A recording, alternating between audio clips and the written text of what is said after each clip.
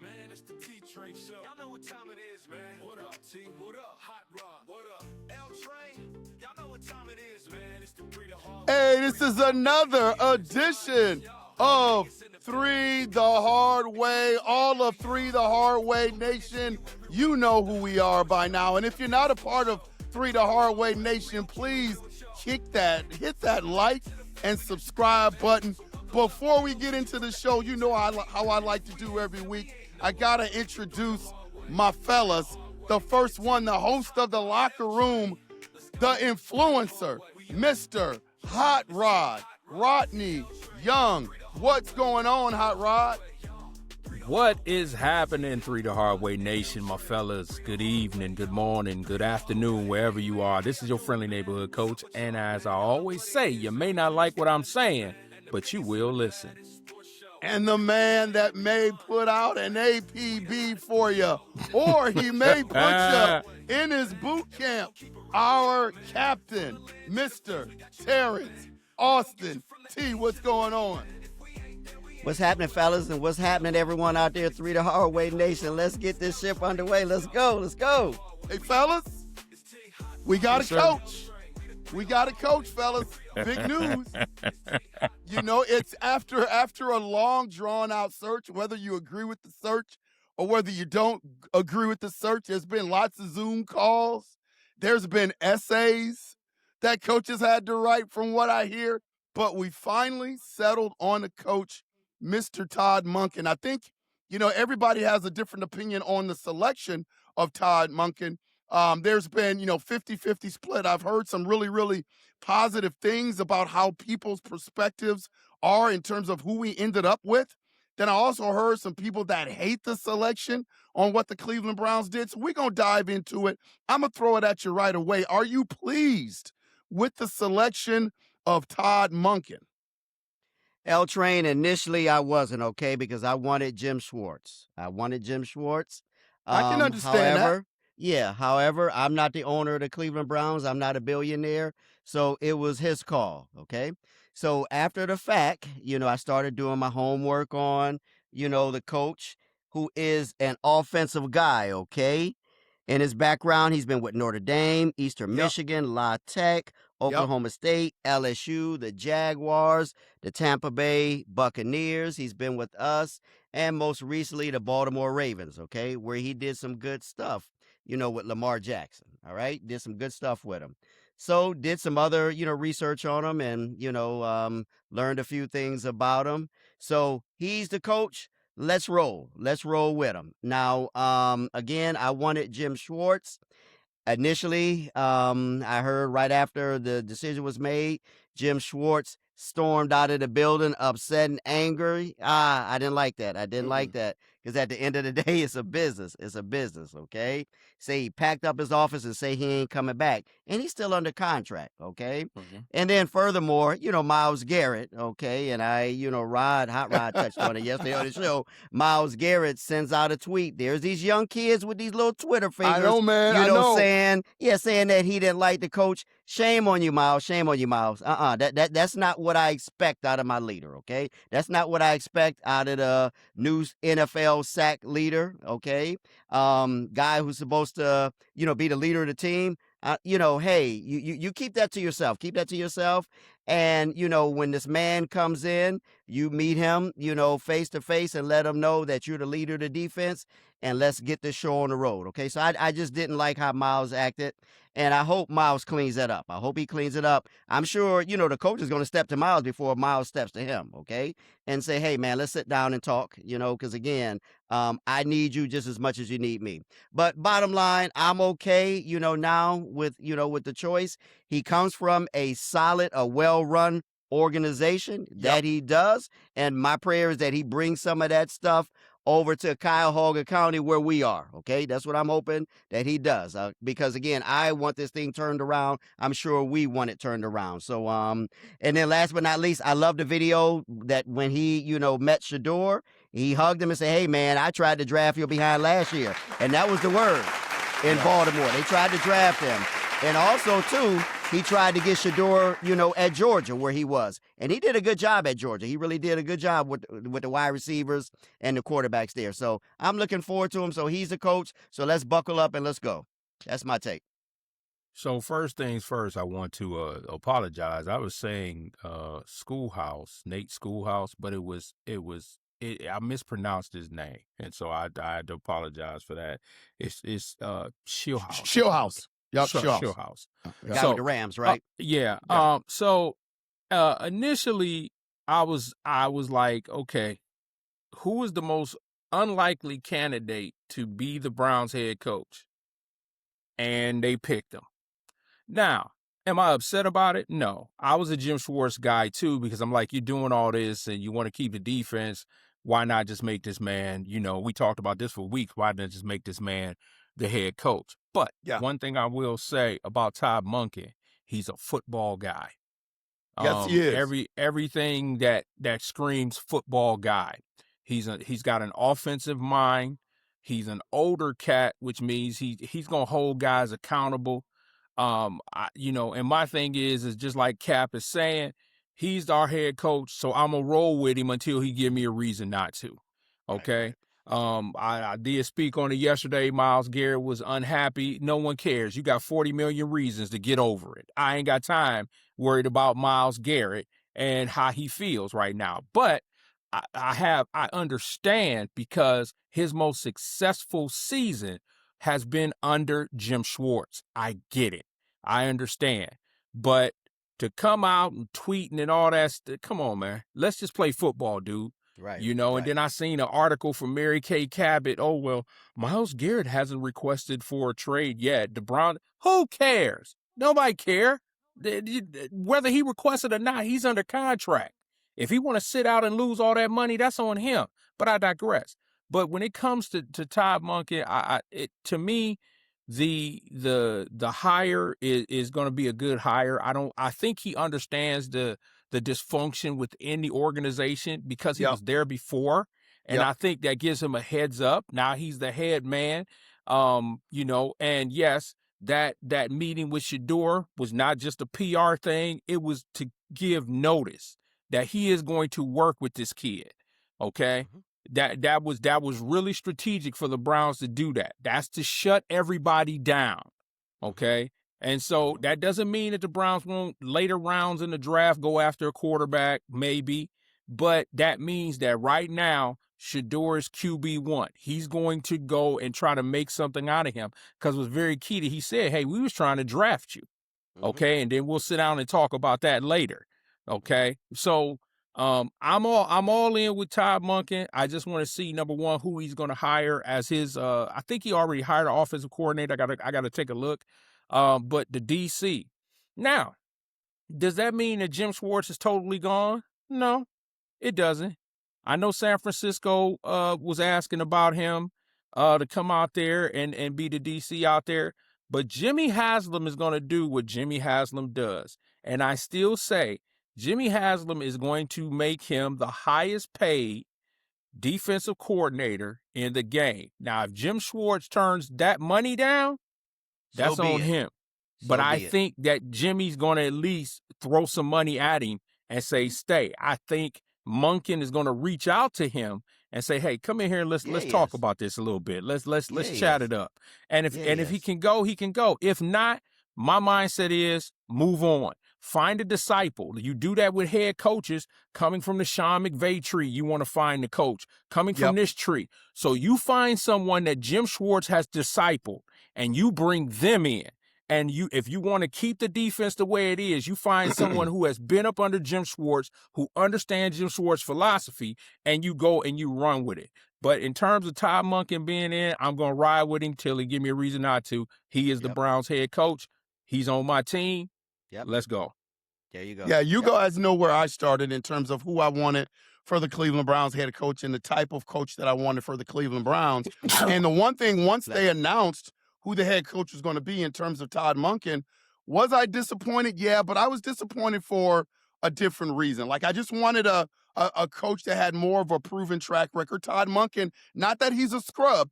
Todd Monken is not a scrub. He's got a resume on him, and he's got a resume with a distinct level of success. I was really surprised that there were so many Cleveland fans that were upset, not that they hired Todd Monken, but they were upset that another coach in the immediate pool was not chosen. The Schwartz and the young guys and the coordinators. I mean, it's a level of brainwashing in Cleveland that is really, really relevant when it comes to the standard and who you hire as a coach. I like Todd Monken as I think about it, probably more than the guys that they were considering, because I think he's a safe pick. And I think he's a disciplined guy. And I think, like you said, Hot Rod, he's going to hold people accountable. I think the Cleveland Browns needs a level of accountability in their program. I think his floor is higher than anybody that we were considering in that immediate pool. So I think that's a home run. I just think it's a safe pick. You kind of know what you're getting with Todd Monken. Is it going to work out? Only time will tell. But the one thing that I like about it is that, again, Cleveland did really, really good in their PR by putting out the video with Shador and Monken. Like, you haven't seen that sort of relationship visually, since Shador Sanders walked through the door. And I think it was good to see, whether it was PR or whether it's not. And I lean more towards Hot Rod, what you said. I don't think it's PR at all. I think Todd Monken is legitimately excited about working with Shador. And he let him know as soon as he came in the room, hey, man, we tried to draft. And it looked genuine and not manufactured, okay? Absolutely. Me as a counselor, I know how to read body language, and that was real. That was real. Those are real feelings in there. They were. Absolutely. And then you look at Jim Schwartz storming out of the building. I always try to give people the benefit of the doubt. Was that behavior the appropriate behavior? No. But I wonder what the dialogue was between Haslam and Jim Schwartz leading up to that decision, because that makes all the difference in the world. If you are telling a guy, hey, man, it looks like it's going to be you, and then it turns out not to be you, that's tough to deal with. Do I think Jim Schwartz is coming back? I do think now that the San Francisco 49ers have hired their defensive coordinator. Okay, I didn't know that. All right. Yep. I think there's a good chance that Jim Schwartz now is going to look at this situation a little bit differently. If I was Todd Monken, would I want Jim Schwartz back, knowing that he's a little, upset about not getting the job? That's something that Todd Monken is going to have to think about, because you want to get off on the right foot with all of your staff and the players coming into a new job, especially with the Cleveland Browns. So he's going to have to consider that. I do think they're going to have to throw some money at Jim Schwartz. B-Flow up here in Minnesota just signed a lucrative deal with the Minnesota Vikings, $6.5 million. So if Jim Schwartz is going to be the highest defense coordinator in the league, it's going to be north of $6.5 million, because B-Flow is the highest paid defense coordinator in the league right now. So all of these things are going to be interesting to watch. My thing is with Jim Schwartz, guys, if you were sitting in that head coach's seat, Todd Monken's seat right now, and you know that Jim Schwartz is upset, as talented as he is as a defense coordinator, would you want him back on the staff? Oh, yeah, I would definitely, reach out to him and say, hey, man, let's sit down and talk. I understand, your sentiment. I understand, how you're feeling, okay? But with that being aside, let's push that aside. Hey, I need you. I already know what you can do. Your track record is proven. These guys here love you. Come on, let's make this thing happen. Let's make it happen. Let's let bygones be bygones. This city is thirsty for a champion. This city wants to get back to its winning ways. So let's put our feelings aside and let's make this thing happen. Come on. That's what I would do if I were the coach. Yeah, and I would have a plan A and a plan B. Plan A, I will reach out to Jim and I would say, look, let's sit down, let's have a conversation. I understand how you're feeling. Let's have a beer and talk. I've been passed over many jobs. I get it. But here's the deal. You got the number 1 ranked defense in the NFL, and I'm going to fix this offense. And once I fix this offense between me and you, I think we can go win some games. Let's go win some games. Now, if you, and then I'm going to gauge him. If you on, you on. Let's roll. If you not, tell me right now so that I can go ahead and move to plan B. There Just you gonna go. give it to you, okay? There you And go. so, and just real quick, just the fact that Brian Flores never really got an interview, that's a travesty of justice right there. I understand that he went back, to Minnesota, but Brian Flores, I was hearing people talk about him, but no one wanted to interview him, and I never. Right. And if that's because of Miami, shame on the NFL, But I'm sure B Flow gonna do his thing, make his Yeah, money, yes. good for him. But he should be a head coach. But yes, Yep. if I'm Todd Monken, I at least give the olive branch out to Jim No Schwartz, doubt. and then I go from there. Yep, Yeah. that's it. I'm going to lean heavily on the football mind and ask this question as well. When you look at Todd Monken, it seems like he has a background heavily in RPO stuff. You saw what he did with Lamar Jackson and that Baltimore offense. They were always ranked high in terms of rushing the football. A lot of that came from Lamar Jackson, but he has a really good concept when it comes to RPO stuff. My question would be, does that fit more Shedeur Sanders, or is that a Deshaun Watson type thing as well? I mean, you're going to have two quarterbacks that seem to be relatively good in that system. I think both of them will fit, but who does it fit more, Shedeur or Deshaun? Go ahead, Hot Now, Rod. if they running an RPO, which for those that don't know football is a run pass option, it's going to always be where that quarterback can make a decision whether to give the ball up for the run, whether to run themselves, or whether to throw a pass. Now, in Deshaun Watson's career, the RPO has been a stablemate for him. When he was in Houston, they ran a lot of RPOs. Okay. But I think, and one thing I heard about Todd Monken is that he is not set on one system. He is able to switch systems up. So if Shedeur is going to be his quarterback, could Shedeur run RPO? Yes, he could. But could he run a standard, basic, one tight end, two running back, pro style offense? Shedeur could do that. Could he go shotgun? Shedeur can do that. But he's got options. Okay, but if Todd Monken is set on running RPO, to answer your question, I think RPO is better for Deshaun Watson than Shedeur. It's not that Shedeur can't pick it up, but Deshaun Watson can run with the football. Shedeur is not really known as a runner. He can run, but he's not known to run. That's You know not what I his mean? forte. That's not the first thing that comes out of Shedeur when he'll either try to throw the ball away, but if he doesn't have any choice to run, he'll run. With Deshaun Watson, being in an RPO system when he was with the Texans, he understands the idiosyncrasies of whether to run the football or whether to throw it. Okay. Yeah. There That you go. that take right there is something that I really wanted to ask, because it's like, the PR thing with him with Shedeur was really, really good, but you got another pretty bona fide quarterback that's going to be peeking over Shedeur's shoulder and be in competition with him. So I was thinking about the system, and it seems to really benefit both of them. Another question that I have is in terms of the Cleveland Browns running game. I've received a couple of emails this week about the Cleveland Browns running game. Todd Monken seems to be a guy that's going to enhance that. Quinshon Judkins went out at the end of the season. Any concerns about him coming back fully healthy to be able to enhance that running game? I have no concerns. I think he's going to be ready. Okay, Yeah. I think he's going to be ready. And then who was the other fella that played the last few games? I that was showed, thinking about him. I can't remember. Oh man, I'm looking right Yeah. at the kid. Yeah, he showed some fight and grit too. Okay, so I tell you what, I'm excited, man. I'm excited. Last year at this time, I really wasn't excited going into the season because I knew we just, weren't. I just knew we didn't have it. But this year, fellas, I'm feeling a little something. Okay, I really am.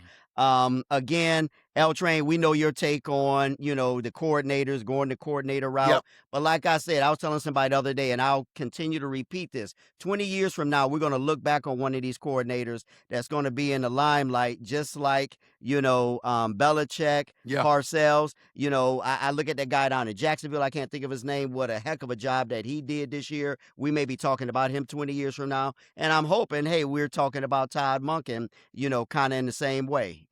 He's the guy who breathed life back into our franchise. Believe it or not, it had to be a Baltimore guy. Our team left and went to Baltimore, and then at the very end, it was a guy from Baltimore that resurrected the Cleveland Browns as we used to know them, as the Browns that we all grew up on. So I'm a little excited, man, going forward with this thing. I really am. So, I think the running back room will be fine. I think once Okay. they get rid of Jerome Ford, which I think Jerome Ford shouldn't be on this football Yeah, team next year. you've been trying to get rid of him for a couple of months, Rod. Yeah, because Jerome Ford, it's time for Jerome Ford, and then just for nostalgia's sake, just understanding this and letting him finish his career, the Texans are not re-signing Nick Chubb. They've already let it be known that they're not re-signing Nick Chubb, and not just not a farewell tour. I would bring Nick Chubb back because you need, as Cap has always said, you need an adult in the room. That's right. And so when you have a lot of a bunch of young running backs, and Quinshon Judkins is a stud, but you need an adult in the room. And I think if you bring Nick Chubb back, Nick Chubb is that guy. Number one, the fan base will come back. Not that they're really gone anywhere, but Nick Chubb is one of the more popular guys. And then you have someone in that running back room that can help guide Quinshon Judkins and turn him into the Pro Bowler that he is going to be. In terms of I'm really not concerned about the running back room. My biggest concern to be addressed is the offensive line. That to me, you got to address the offensive line. And I said on my show yesterday, I do not believe in drafting an offensive lineman with the number 6 pick. Yep. I don't believe in drafting an offensive lineman in the first round. I don't believe in that. Okay, I know that stud in Miami, even left offensive tackle. If you got like a offensive line changer, a generational left tackle, you wouldn't take him in the first. If you bring me Anthony Munoz, that's just who I was thinking. If you bring me a Joe Thomas, you bring me something of that ilk, okay, Orlando Pace. If you bring me somebody of that ilk, then I would consider this number 6 pick. Okay. Otherwise, I'm trading down. Well, what I think the Browns are going to do, I said this, and I think it's either going to be Tyson, or Carnell Tate from Ohio State with the number 6 pick. If they can't get either one of those receivers, then look at Andrew Berry trading down, okay, and just stockpiling picks and going and grabbing people. But to answer your question, no, I'm not. Quinshon Judkins, he's a young dude. He'll be back, and he'll be back stronger. Yeah, he will.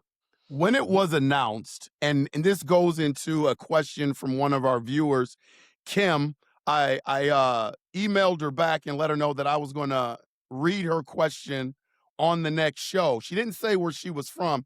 I'm assuming that she may be from the Ohio area. Obviously, she's a Cleveland Brown fan. But she said, being that we got rid of Kevin Stefanski and we ended up with Todd Monken, do you look at that as an upgrade? And I know when it was announced that Todd Monken was going to be the head coach, people were saying, heck, we should have kept Kevin Stefanski. No. Now, I will say that looking at Todd Monken's resume, he did give me a little bit of what I wanted in terms of a head coach, the experience. He's got a lot of experience. Yes, it's been on the college level. Yes, it's been as coordinator. He has been a head coach at Southern Mississippi. So he's got the experience. Does he have the best experience in the country? Probably not. But he does have that experience. But guys, when you look at who we let go, and Todd Monken is our next head coach, do you see that as an upgrade for the Cleveland Browns? I look at it as an upgrade just based on the organization that he's coming from, okay? Yep. Based on that. He's coming from that Raven organization. Now, granted, Kevin Stefanski has been a head coach longer, okay, and more recent than Todd Monken, okay? But, he didn't get the job done. Not saying that he can't coach and not saying that he doesn't know football. He didn't get the job done with us, okay? Yep. And it's a results-based industry that we're in. If you're not winning, you got to move on. But to answer, the young lady's question, I see it as an upgrade, okay? And then time will tell going forward if, you know, he was the right call, the right pick, and if he is better than Kevin Stefanski. So, yeah, he in my eyes, yes, he's definitely an upgrade. Definitely. So I wouldn't necessarily say an upgrade. I would say a breath of fresh air. Yes. Okay, that too. That too. Yes. I would That say too. a breath of fresh air because Kevin Stefanski got to a point where he was not being heard in the locker room. It was stagnant. He's done 6 years. Guys have heard stale. all the yada yada out of him. With Todd Monken coming in, now you get a breath of fresh air. You get a guy who hopefully will bring in a level of culture into the Browns locker room. They already hired, I believe, the former Ravens offensive line coach. They They brought did. him in. Yep. Okay, so now you got Monken versus Harbaugh because Monken is taking guys that Harbaugh wants to come to New York. So I like that already. Okay. Yeah. But I will throw this out to Browns fans, and you can call it a hot take or not.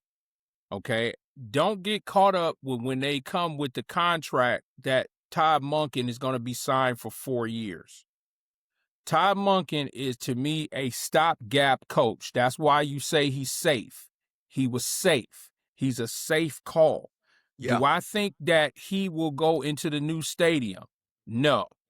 I don't think he's going to make it there because I think Jimmy wants the shiny toy. What I think he wants first, before you can attract people, is you got to be winning. Okay? One of the other things and why I think Jimmy and the organization back Shador is because Shador has the personality that makes people want to play with him. He talks to people around the league. Okay? I kind of equate it to when LeBron was in Cleveland the first time. He couldn't get free agents here. Right. So that's one reason why he left and went to Miami. Okay? But when he came back, then you saw Dwayne Wade show up, Derrick Rose show up, Isaiah Thomas show up. Yeah. These guys were coming, okay? Jeff Green showing up because he was able to attract those free agents, but he had to learn how to do it.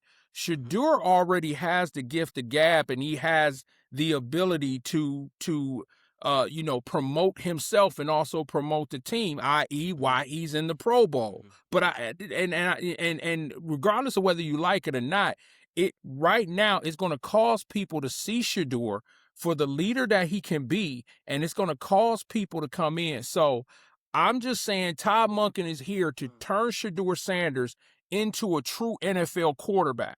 That's what his job is. And I think that's why he got the job, because he sat in front of Jimmy Haslam. He sat in front of Andrew Berry and said, I can work with this kid. Exactly. I can make this kid. I can make this kid a quarterback in the AFC. Give me a chance with him. Give me a shot with this kid. And I think Jim Schwartz said it, but no one else did. So they said, let's go with the safe pick. But do I believe he's going to end up in the new stadium? I don't think Todd Monken will be around that long. I just don't. But we'll take him for right now. Time will tell. Time will tell. Yep. That's a hot take. And the way I would answer Kim's question is really this. I mean, I don't think you can just, quantify this on wins and losses, because Todd Monken is going to have a job to do. There's a lot of mess that he is going to have to clean up. And that's why I like an experienced guy in there. And then I will also say this. Here's what I know. There's nothing that I can guarantee you about Todd Monken that he's going to do. Obviously, I'm not in that inner circle. But the one thing that I think I can guarantee for all the Cleveland Browns fans and all the people out there wondering whether or not this is going to be an upgrade or not, here's how I'm going to judge it. I'm willing to bet you that Shador is not going to be throwing to garbage cans and ball boys anymore. And I don't think that's going to happen. And I don't think Shador is going to be going into games with the wrong wristband on, with the plays on it. Like, I don't think that's going to happen anymore. And I don't think he's going to be prepared. So when you ask if it's an upgrade, I think it's safe to say that the stuff that should not be happening on a professional level, that has nothing to do with wins and losses, that stuff is going to stop, and that stuff is going to cease. So I like that being a starting point with our head coach, because we weren't getting that with the last guy. Exactly. Right. Exactly. So I'm happy with the hire, fellas. You know, Yeah. we just have to wait and see. I just want all Cleveland Browns fans. There's nothing worse than getting your first crack at being a head coach, and you have to hear, whether it's social media, uh, whoever covers the Browns, that you have to hear that half the fan base is upset that you were hired. Give this man a chance. Give him a chance. He's Yep, got give him a the chance. experience. You know, we know the passion of the Cleveland Browns fans. So I just say, Three the Hard Way Nation, Cleveland Browns fans, if you don the brown and orange, give this man a chance to do some things with the Cleveland Browns before you crap all over him, man. So that's my There you take on go. this whole Right. situation. Right. There you go. The Cleveland Cavaliers, fellas, we haven't had an Cavaliers. opportunity to talk a little bit of NBA, but let's touch on that. Big trade for the Cleveland Cavaliers. I know we've been talking in our group chat that we probably thought that something was going to go down. And I know Hot Rod has mentioned several times that he doesn't think that the Cleveland Cavaliers are done. But what's your thoughts on the trade once you heard about it yesterday?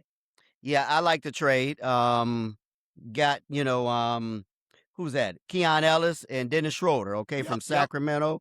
I was picking on Schroeder a couple of weeks ago, because he got suspended for going at Luka. So he should come in fresh because he's been suspended. He hasn't been playing much up there in Sacramento because they ain't got nothing to play for. So Yep. now you're on our team, so let's bring it. And Ellis, scrappy defender, okay, energetic kid.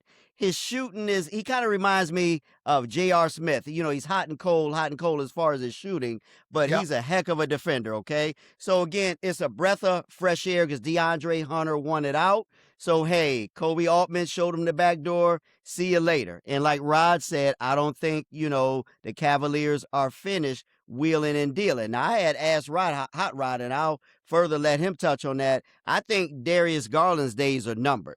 Okay, because again, we got a lot of guards. We're guard heavy, and Darius Garland just hasn't shown, he's talented, he's good, but he just hasn't shown up come playoff time. So his days may be numbered, okay? Because again, the Cavaliers, this is our opportunity this season. They haven't shown it yet so far, but this is your season to get it. With Halliburton being out, with Jason Tatum being out, the Knicks kind of being up and down.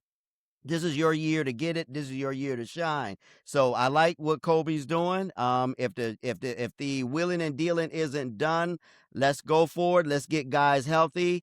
The All-Star break is right around the corner, and then the NBA season really begins after the All-Star break. So I welcome this trade because again, we got some talent on this team. I think we're well coached.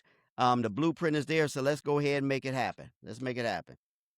So I don't have a problem with this trade. I mean, Kobe Altman has shown that when he needs to make a trade, he does it. He doesn't Yeah. hesitate. I mean, I go back to that LeBron season when he had Isaiah Thomas and Channing Crowder and all that, and Kobe came in and dismantled them in the middle of the season, just sent everybody everywhere. So Kobe Altman's not afraid to pull the trigger. I think DeAndre Hunter, to me this solidifies, because a couple weeks ago, there was a report that came out that DeAndre Hunter wanted to trade. He came back and said, "Nah, I never said that." But Yeah, in the swiftness he did. that Yeah, the he did. Cavaliers got rid of him and sent him to NBA purgatory in That's right. Sacramento, that leads me to believe that he did say it. He just Yeah, he didn't think did. it was going to get out like that. So, and then to be perfectly honest, DeAndre Hunter had been slumping. He hasn't really been hitting the outside shot. Hadn't And been then his himself. defense was terrible. And so, I think the trade of Ty Jerome really messed him up, because him and Ty Jerome were best friends. They were friends, and by them getting rid of Ty Jerome, I think that really bothered DeAndre Hunter, and it kind of hurt him in terms of his game. Now with Ellis and Schroeder, yeah, we need a little bit more perimeter defense. Dennis Schroeder got a little edge to him, which we don't have on his team. We don't have that certified dog that'll get into your chest. You And know he what I can do mean? it. And so, yeah, Oh, and yeah. so, Oh, yeah. but it's also an insurance policy for Darius Garland, because if Darius Garland can't make it, last year they used Ty Jerome, and Ty Jerome got exposed. Well, this year, if Darius Garland goes down, you still have Craig Porter and you have Dennis Schroeder. Okay, so you got two quality right there. Now, who did I not mention? I did not mention Lonzo Ball. That's noticed why I that. believe That's why I believe something else is about to happen, and it's going to include Lonzo Ball, because Lonzo Ball was touted to be, he's a 6'6" point guard. He can pass the rock. He's a good defender.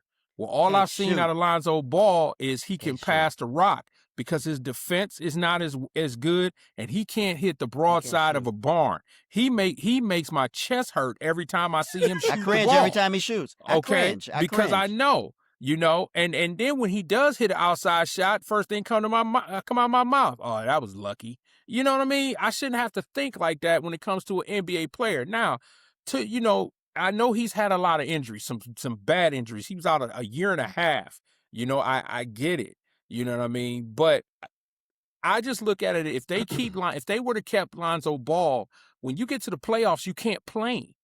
Because now, offensively, all I'm going to do is sag off and play help defense. He's a liability. You need somebody out there, okay? But also, shout out to Jalen Tyson, because I think they would not have pulled this trigger on DeAndre Hunter if Jalen Tyson wasn't Jalen Tyson. That's right. He'll be starting now, right, Rod? Won't he be starting? He should be. He should be starting. And so, but do I believe the Cavs are done? No. Now with Darius Garland, the Cavaliers are not getting rid of Darius Garland, number one, because the market is not as good as you think it is for him. Okay, he is often injury prone. Okay, often injury prone, and he has his max deal is getting ready to kick in for $100 million. Nobody's going to trade for that. Okay, so we're stuck with Darius Garland. So what does the Cavs do? Kobe is being really smart. He puts an insurance policy behind him. That's Dennis Schroeder. Okay, he puts that insurance because you don't want to throw Craig Porter Jr. in the playoffs like that. So now you have an experienced guy who's won a championship. Now you put him, he's won a EuroLeague championship.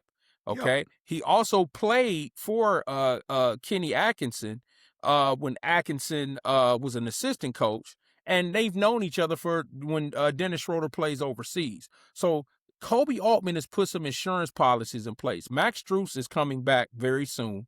He should be coming back. Naquan Tomlin is going to get converted to an entire NBA contract. He's earned it.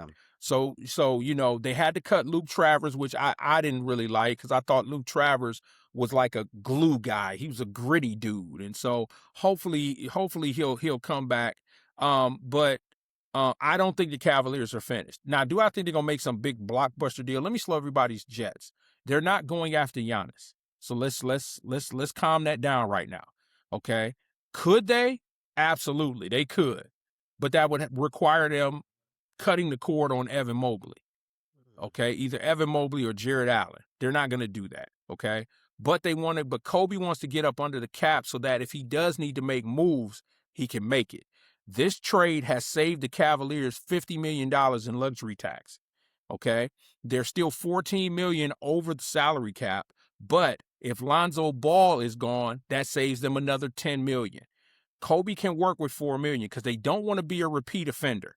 That's what they don't want to do. So that's why Kobe is trying to get up under the salary cap now, so that Dan Gilbert doesn't have to pay a lot of money because of being a repeat offender. So, okay. But I also think, and I said this, and I'm going to keep saying this, that the Cavaliers are going to make a run after the All-Star break. And I think that's what Kenny Atkinson is setting up. Okay, because Evan's not totally fine yet. Yep. Darius Garland will be back soon. You got Max Strus, he'll be back soon. Sam Merrill's healing up. This All-Star break is going to be where everybody heals up, and that's where the Cavaliers are going to make a move. I said this on the locker room, and I'll ask you guys this question. Do you think the Cavaliers are right where they want to be? Not right now. And you know what? I hope they don't rush those guys back too. Again, right after the All-Star break is when you want them to make their mark and start pushing. I get it. But don't rush them back, especially, Evan Mobley and Darius. Strus, I don't know. But don't rush them back. That's my take. Don't rush them back. Yeah, to answer your question, no, I don't think they're right where they want to be. You don't make moves like this if you are right where you want to be. And then we Right. can't speculate that they're going to make continued moves if they're right where they want to be. I think they're getting there. I think they have a vision of where they want to go and where they need to be. But as of right now today, no, I don't think the No. Cleveland Cavaliers are right where they want to be. No. So the reason that I asked that question, the reason I believe they think they are, is because Kenny Atkinson came in last year. They won 60 some odd games, number one in the NBA behind, number two behind Oklahoma City, won the Eastern Conference, and did what? Went into the bounced in the playoffs, second round. beat a terrible Miami team, and then got boat raced by the Bounced. Indiana Pacers. Okay? Right. So I think the Cavaliers have positioned themselves to make that run, and they're right where they want to be right now because they realize everyone is not healthy. Kenny Atkinson could care less if they win the Eastern Conference. It doesn't mean that he doesn't want to, but he could care less. His mindset is to get himself in position. So when it's time to make that run, then they can make that run. I think you said this, Cap. They remind you of the Indiana Pacers from last year. Last year, Indiana was nowhere near being able to go to the NBA Finals until you saw them make that run. And that's what I think Kenny is thinking about right now. I said this earlier. He's conducting practice during the regular season because some of his rotation is like, what are you doing? But what he has done is he has given these young people, the Craig Porter Jr.'s, the Jalen Tysons, the Naquan Tomlins, he's given those guys valuable minutes. And so when it gets into the playoffs, it's not, those guys are not going to seem, as Jared Allen so kindly said, overcome by the lights. Them young dudes is too, and this is not derogatory, but them young dudes is too stupid to understand what the big time lights is. They just playing ball. They just playing ball. Just okay, so I think the Cavaliers, would the Cavaliers like to be top 3 in the NBA? Yeah, but where they are right now, it doesn't really matter. It's gonna matter after the All-Star break, and that's why I said the Cavaliers are going to make a run. And when you get into the playoffs, the way Kenny is fashioning this right now, you do not want to see the Cleveland Cavaliers in the playoffs. You don't want to see them.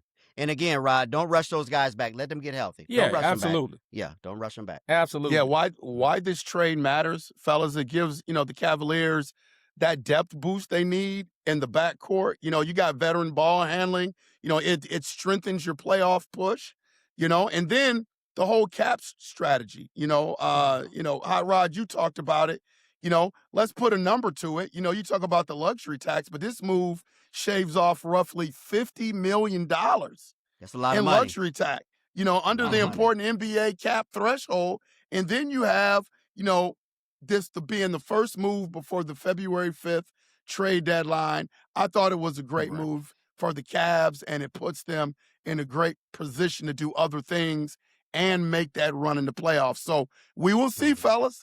The Cavs are making moves and showing that they want to win. So hats off to them. Hats off to them. There you go. Mm-hmm. There you go. We've got next week the Super Bowl coming up, and fellas, it's so funny because I have a couple of resources, here in Minnesota. One in the Timberwolves organization, one in the Minnesota Vikings organization. So every now and then I tap in with those guys to try to figure out going on. One of my hot takes on the NBA side of things before we dabble into the Super Bowl, I'm telling you right now, fellas, watch Giannis and the Minnesota Timberwolves. I think if there is a deal that's going to get done during the season with Giannis Antetokounmpo, the Minnesota Timberwolves are going to be very active in trying to get Giannis. Go ahead. Yeah, there's 3 other teams that are competing against you, okay? Yep. Golden State, Miami, and I think the Knicks, right? I think it was the Knicks. Yeah, those 3. They're in the mix as well, too.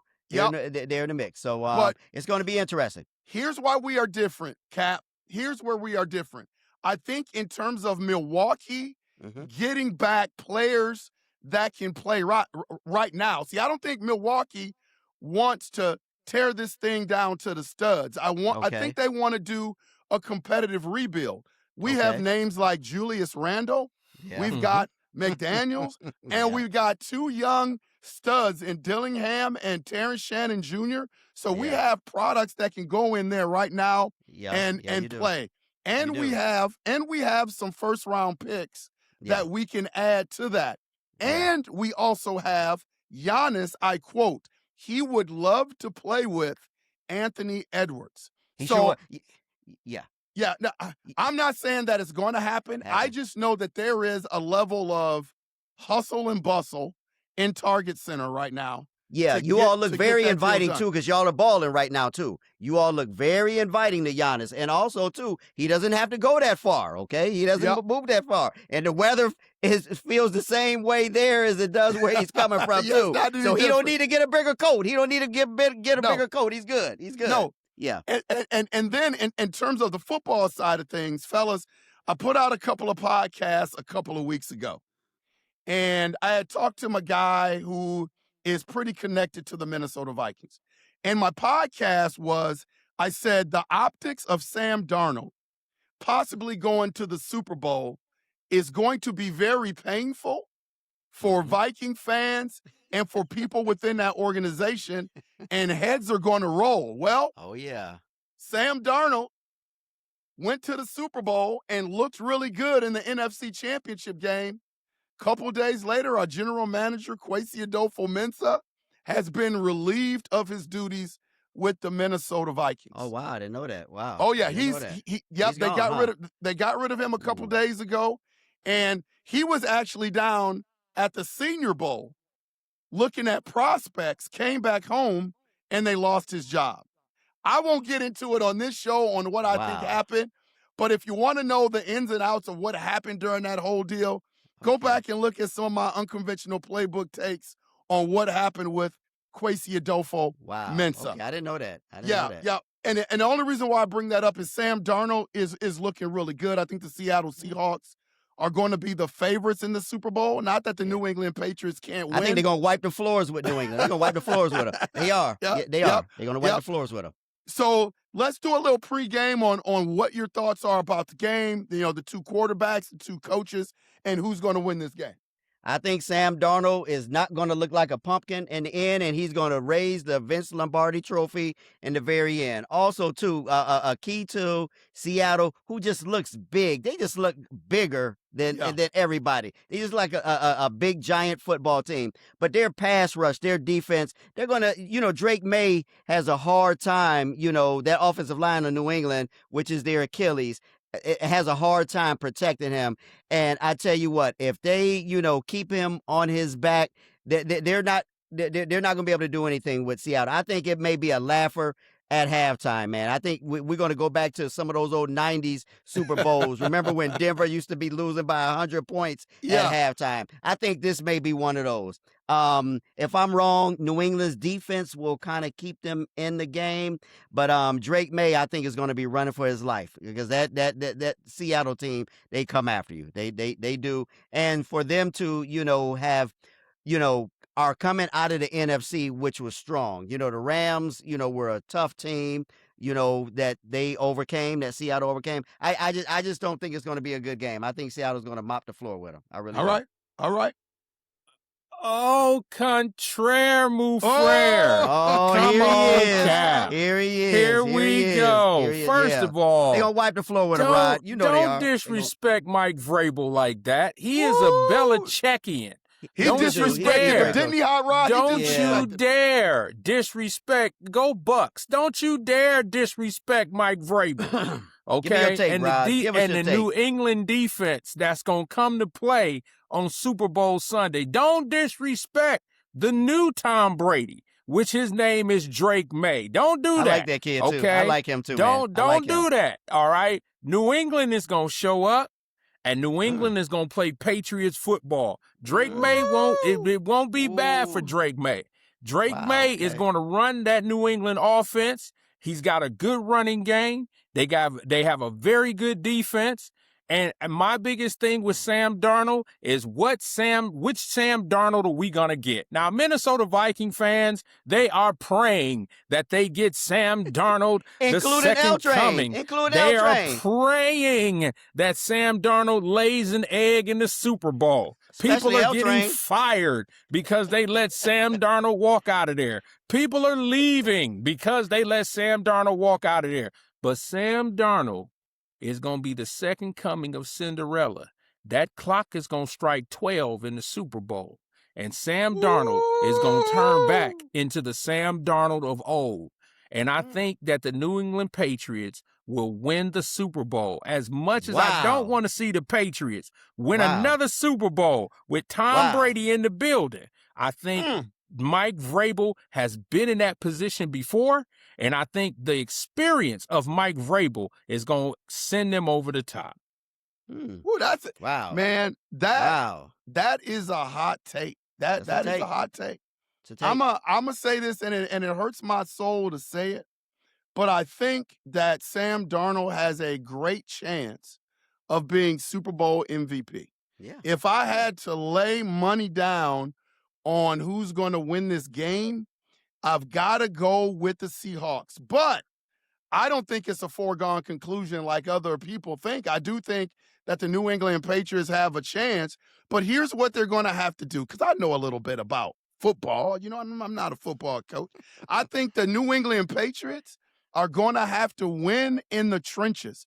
They are going to have to make Seattle one-dimensional and put all the weight on Sam Darnold's shoulder. See, this is the position he was always put in with the Minnesota Vikings. Let me be clear to Minnesota Viking fans that are out there listening, because I've said it many a times on my show. If Sam Darnold was still with the Minnesota Vikings, there is this expectation that Sam Darnold would have the Minnesota Vikings in the Super Bowl. No. Sam Darnold is in the perfect system with a head coach that knows how to marriage the run with the pass. So the Seattle Seahawks, they run the football effectively. The New England Patriots are going to have to stop that to make Sam Darnold so he can't have that insurance policy to lean on. You've got to make Sam Darnold drop back 40 to 42 times a game, so it's all on him. If the New England Patriots can do that, I think they have a great shot at winning. Good point, Drake May has not seen a defense like he is going to face under this amount of pressure all year like the Seattle Seahawks. Their front seven is absolutely monsters, devastating. They're monsters. They are monsters. So it's going to be very interesting to see if the young buck can make some throws under that amount of pressure. Looking at those two components about the game, man, it's hard for me to pick against Seattle. I don't think it's an impossibility that New England can win, but man, it's hard for me to pick the New England Patriots in this game.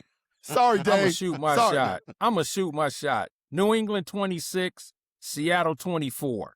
Guys, I'm calling the shot right now. Wow. I'm calling the shot right now. That's what I'm calling. 26-24 on a late touchdown thrown by Drake May to Stephon Diggs. Wow. Okay. T, what you got for a score? What do you got? Like I say Seattle, 34, New England 17. Yeah, it's not going to be close. Yeah, 34-17, Seattle. Yep. Go ahead. No, I got Seattle 31, New England 14. There you go. Okay, all right. That's all right. That's all right. I don't have no problem being the underdog, because when we do the Mystery Brown, I'm the underdog. I was the underdog during the Mystery Brown, and look what happened there. That's what I'm saying. Everybody was against me, voting against me, but that's okay. But I say this, in all seriousness, you have to understand, and it's not really Drake May for me, it's Mike Vrabel, because he's been in it. Coach. Solid. He's been there. He played in Super Bowls. Solid. He's been under Belichick. And what was Belichick's calling card? Taking one thing away from a team and making them one-dimensional. Yep. So, L-Train, you just said it. What can hurt New England the most is the run game. Watch Mike Vrabel come out and shut that run game down and say, hey, Sam Darnold's got to beat us. If Sam Darnold beats us, bless him. So that's why I understand what you're saying, him being the MVP, because I believe the game plan for Mike Vrabel, he's going to have to be the MVP. Yeah. Yep. Good takes, fellas. It's gonna be fun to watch next Sunday, man. It's gonna be hurtful for the Viking. The Minnesota Viking fans are going through it up here. They are going through it up here, man. They're hoping Sam Darnold turns into a pumpkin. That's right. That's right. Hot Rod mentioned Mystery Brown of the week. Mystery Brown. He's up 10-4. I got one. 10-4. Never say never, Cap. Never give up. Never ever give up. All right, I got a good one. Here's your clues for Mystery Brown of the week. All right, first clue. I entered the NFL as a long shot, not a star. I entered the NFL as a long shot, not a star.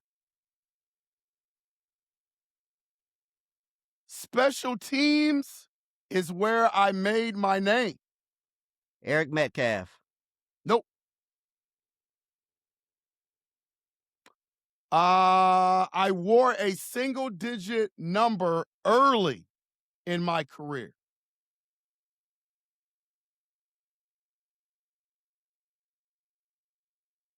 Fans in Cleveland still chant my name years later.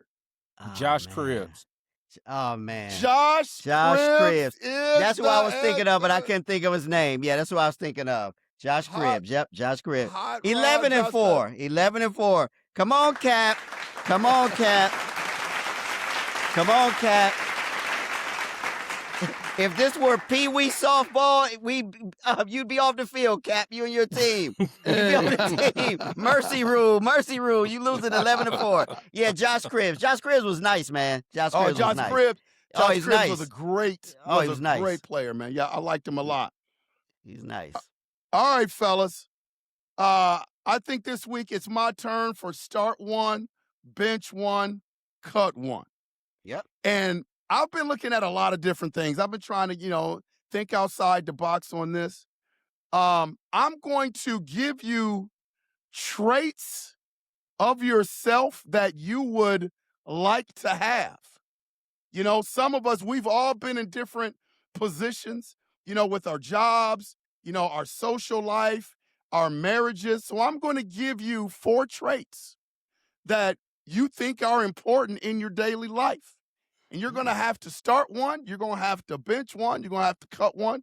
You're going to have to erase one. So here it is, fellas. Hold on. We're going to have to preface this because my wife watches this show. So, Hey, mine does too. You can't be getting me in trouble, L Train. Hey, I ain't gonna mess up a happy Hey, you're home. going to get yourself in trouble, Rod. You're going to get yourself in trouble if you don't answer them right. Yeah. Because if I erase the wrong one, I'm done. That's it. All right. That's it. All right. What's most important to us, fellas? Traits. Number 1, intelligence. Intelligence, fellas. Number 2, honesty. So you got intelligence, you've got honesty. The third one, loyalty. Loyalty, fellas. You got intelligence, you got honesty, you got loyalty. These are all important in the military, right, Cap? Oh, yeah, no doubt. No doubt. Okay. And then last but not least, confidence. Confidence. You got intelligence, you got honesty, you got loyalty, and you got confidence. Start one, bench one, cut one, erase one. It's all good. All good. Okay, let me go first. These are good, man. Okay, I'm going to start loyalty. I'm going to start with loyalty. That'll be my starter bench. I'm going to bench confidence. Okay, got to have confidence. I'm going to cut honesty. And although I have a lot of intelligence, I'm going to erase it, okay? So intelligence will be my erase. So again, loyalty start, confidence bench, honesty cut, and intelligence I'll erase. Wow, that was a good one. All right, Okay. Rod. All right. I'm still trying to think, man. This is Tough one. wow, Tough. man. Okay. Tough. I go number one. I go loyalty. I start loyalty. Yeah, you better I say that one, will. Hot Rod. Yeah, I start loyalty. I will bench honesty. I will cut intelligence, and I'll erase confidence. That's hard, man. Yeah, That was tough hard. one. It's a tough That's one. hard. Okay. I would That's have hard. to say that I am in lockstep. I am in lockstep with Hot Rod. I would have to start loyalty. I would have to bench honesty. I would have to cut intelligence, and I would erase confidence. Wow. When I was looking at this, man, it was hard. You can go a bunch of different ways, and if you think about it for too long, it could give you a headache. Oh yeah, no doubt. But all good traits to have, but when you start to having put things in its place, man, pretty difficult. So lockstep with Hot Rod. T, I can't disagree with yours either, man. That was really good. Whew. Good one. Lord. That was a good one. Yeah. Wow. Yeah. I'm gonna make sure to have my wife watch next week's show. Yeah. All right, Gotcha. fellas, it is time for our parting shots. What do you got? Okay, I'm gonna start. There's a 21-year-old young lady from Cleveland Heights, okay, who plays hockey, women's hockey in Strongsville, Ohio, who's going to the Olympics. And I think she's the first African American girl to play on the Olympic team by the name of Layla Edwards, okay? Layla Edwards, and Larry Nance Jr. put her on, okay, and gave her the platform to build her brand, to market her brand, to showcase her brand. And I'm really, really proud of that young lady, okay? She's 21. Again, she's from Cleveland Heights, and she's going to represent, us and on the hockey team in the upcoming Olympics that's right around the corner. And I think that's very, very notable. Again, I tell you, us being from Cleveland, there's just certain things that I think come into our makeup that were part of our DNA growing up in the 216 that can prepare us for anything in the world. So I just want to shout that young lady out, okay? Layla Edwards from Cleveland Heights, who's going to be representing us in the Olympics on the women's hockey team. So good for her. Good for her.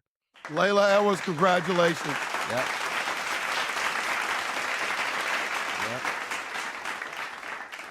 Great parting shot. Yeah. And so my parting shot is to Jalen Tyson of the Cleveland Cavaliers.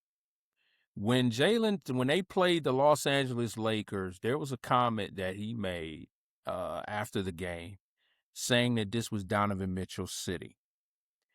And the backlash that young man took was unwarranted. And so I want to shout out Jalen Tyson for, acknowledging a mentor of his, someone that has helped him to where if he stays locked in, he's going to make himself a lot of money. And it wasn't a disrespect to LeBron James. And so, we always talk about the Shadurians. Well, let's talk about the LeBronians. It's like, can't nobody say anything about LeBron James before everybody comes out. And I'm specifically talking about Kevin Love. Kevin Love made a statement. He went on Twitter and he made a statement, and he called Jalen Tyson, young trash. And I wanted to remind Kevin Love before he went on this farewell tour and all this, like the new Kevin Love, is I want him to understand, remember who you were when you were in Minnesota. Yeah. Let's talk about the Minnesota Kevin Love. Okay. Yeah.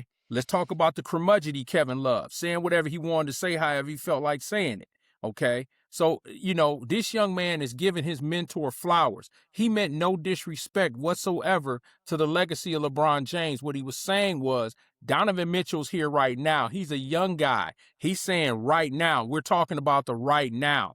So I'm going to shout out Jalen Tyson for at least acknowledging the greatness of Donovan Mitchell. He was not trying to belittle LeBron James at all, but he was trying to acknowledge that there is someone else in Cleveland who is great. So shout out to Jalen Tyson for standing on it. You know, I know he came back and he apologized for it. I would have advised him not to do so. Stand on it. Stand 10 toes down on the young man. And so LeBron, and for all the LeBronians, listen, he is 41 years old, getting ready. He's on his farewell tour. Okay, he's got maybe one more year. He's on his farewell tour. So nobody's trying to disrespect him, but understand that Father Time catches everybody. And Father Time is now catching him. And so now it's time to move on to the next generation. So shout out to Jalen Tyson. Great parting shot.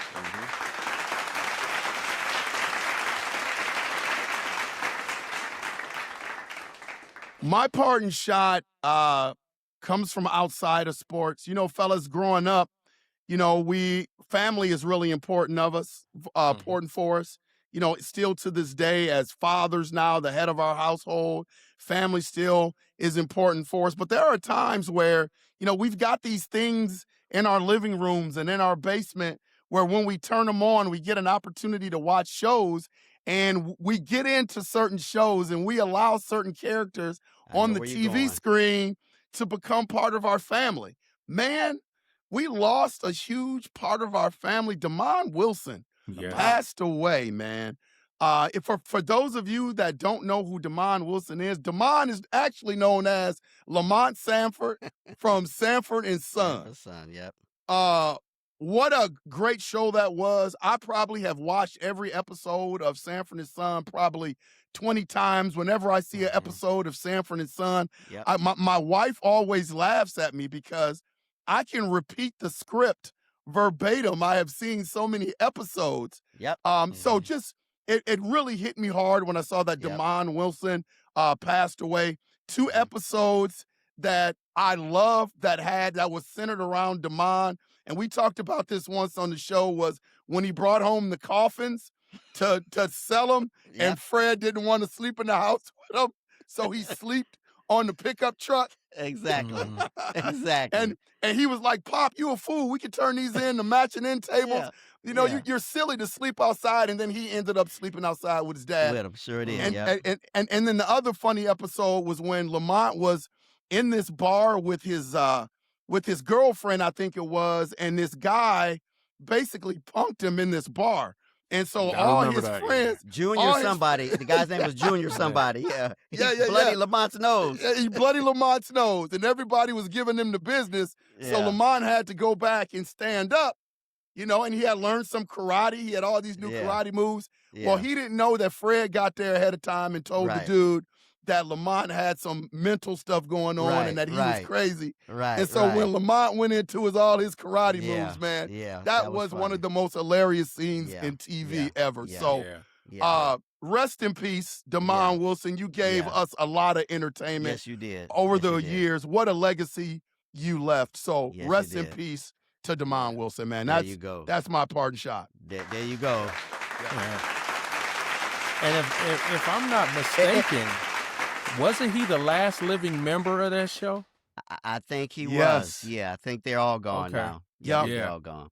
I mean, there were some people on that. Stymie was on that show from the Lil Rascals. Scatman. Scatman. Scatman Crothers was on that show. Mm-hmm. Oh, yeah. Everybody. John Amos made appearances on there. There was a lot of people, And L Train, I also wanted to add, too, the young lady I spoke about, I got that from one of our listeners and watchers of the show, a young lady that I used to be stationed with, Connie. Her and I were in the Navy together. Oh, okay. She was the one who brought that to my attention. She lives in Wisconsin. She's retired, and she brought that to my attention about the young lady that's going to Cleveland hockey from Cleveland Heights. So Thank Connie, you. who watches the show. Thank you, Connie. Thank you, Connie, for helping us up to that. There you Another go. episode of 3 the Hard Way. I should mention next week is the Super Bowl. We will not be recording. We usually record this show 3 the Hard Way on Sundays. We will not be doing that. We touched on, you know, the Super Bowl today, so we had a little pregame show, but we will be back the week after the Super Bowl to give our takes on what we saw with the Super Bowl. We may have a special guest. Also coming up, we are going to try to get and we will get Warrensville's own Mr. Brad Sellers, on the mayor. show. We've been talking about that. We're going to get him on the show, talk Yep. a little bit of NBA basketball once the football season gets over. So we're looking at that. I know a lot of people have been saying, L Train, when are you guys going to go live, man? When are you guys going to go live so we can ask you guys a question on the air? We are going to try to do that. Take a page out of the locker room book and come on live. So that is in the plans. So there's a lot of things in the work when it comes to 3 the Hard Way, but we appreciate everybody's support and continuing to grow the channel for sure. Fellas, another great show, man. Another great show. Anything left for 3 the Hard Way Nation out there? All right. Y'all take care, be safe, and stay warm. It's cold out there. Except for where Rod is. It's probably 90 degrees where he is. Except for where he is. Yeah, it's And probably then 90 I want degrees y'all- where he is. I want y'all to ask yourself, since we won't be on next week, when we come back, will Coach be right or will the panel be right? Woo! All right. Hey. Time will tell. Only Time will time tell. will We should throw a poll up. We should throw a Oh, poll yeah. up, see what they Okay. think. Oh, Okay. I will do that. Am I I will going to do- come That's back? a good idea. Am I going to There you come go. back and gloat, or am I going to be eating crow? Oh, Hey, I'm wow. like Hot Okay. Rod. I'm like Hot Rod. I'm not afraid of the smoke. Yeah, No. smoke. I We may ain't have to put afraid an of smoke. APB out on Hot Rod. We may have to put an APB out on Hot Rod. Yeah, where is he? Where is Hot Rod? Where is he at? We might have to have a special guest because Hot Rod won't be on That's this right. show. That's right. That's right. That's right. All right, fellas. Thanks for Y'all another have a great great show. week. See you guys when I see you. Thanks for watching. Don't forget to like, subscribe, and share.